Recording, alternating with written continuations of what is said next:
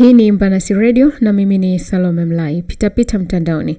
Nimepitia ukurasa wa Instagram wa TBC Online na kutana na hii habari inayosema Jean Ahoua hatua Jordan kujiunga na Al Faisal. Mshambuliaji Jean Charles Ahoua ametangazwa rasmi kuwa mchezaji mpya wa klabu ya Al Faisal ya Jordan akitokea CR Belouizdad ya Algeria.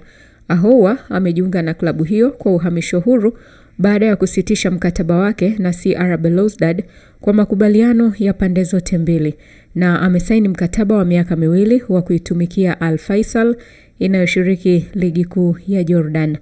Mchezaji huyo wa zamani wa Simba alikuwa mfungaji bora wa ligi kuu Tanzania bara msimu wa mwaka 2024-2025 akiwa na mabao 16 huku akisaidia Simba kufika fainali ya kombe la shirikisho Afrika mwaka 2005. Endelea kufuatilia Mbanasi Radio kwa habari zaidi.